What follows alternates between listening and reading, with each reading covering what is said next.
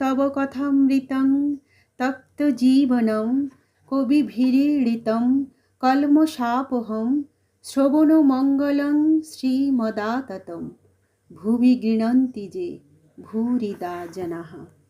শ্রী শ্রী রামকৃষ্ণ কথামৃত, ষষ্ঠ পরিচ্ছেদ, গৃহস্থ ও তমগুণ।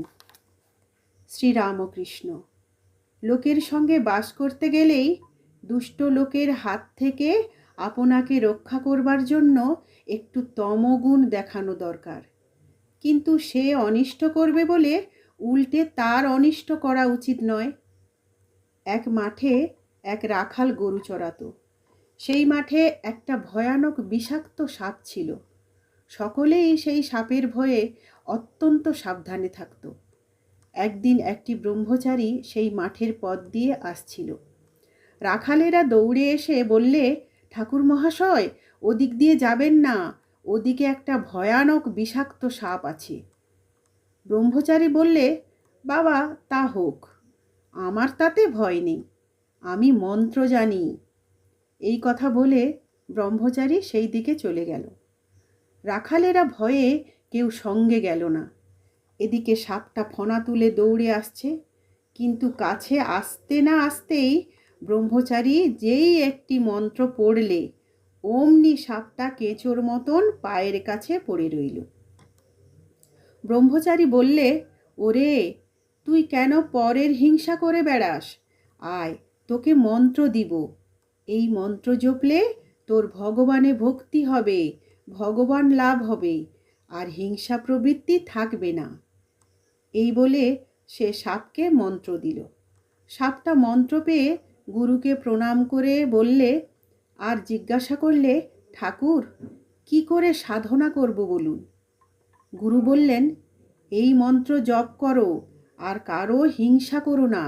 ব্রহ্মচারী যাবার সময় বললে, আমি আবার আসব। এই রকম কিছুদিন যায়।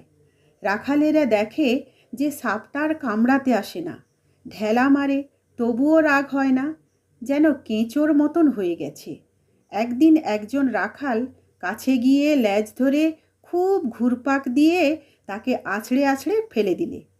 সাপটার মুখ দিয়ে রক্ত উঠতে লাগলো, আর সে অচেতন হয়ে পড়ল, নড়েও না, চড়েও না।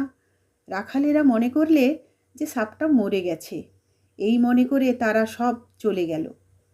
অনেক রাত্রে সাপের চেতনা হলো। সে আস্তে আস্তে অতি কষ্টে তার গর্তের ভিতর চলে গেল। শরীর চূর্ণ, নড়বার শক্তি নেই। অনেক দিন পরে যখন অস্থি চর্ম সার, তখন বাহিরে আহারের চেষ্টায় রাত্রে একবার চড়তে আসতো। ভয়ে দিনের বেলায় আসতো না। মন্ত্র লোয়া অবধি আর হিংসা করে না। মাটি, পাতা, গাছ থেকে পড়ে গেছে এমন ফল খেয়ে সে প্রাণ ধারণ করত। প্রায় 1 বৎসর পরে ব্রহ্মচারী সেই পথে আবার এলো। এসেই সাপের সন্ধান করল। রাখালেরা বললে যে সাপটা মরে গেছে। ব্রহ্মচারীর কিন্তু ও কথা বিশ্বাস হলো না।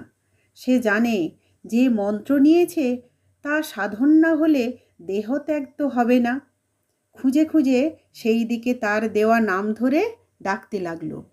সে গুরুদেবের আওয়াজ শুনে গর্ত থেকে বেরিয়ে এলো ও খুব ভক্তিভাবে প্রণাম করলে। ব্রহ্মচারী জিজ্ঞাসা করলে, তুই কেমন আছিস? সে বললে, আগে ভালো আছি।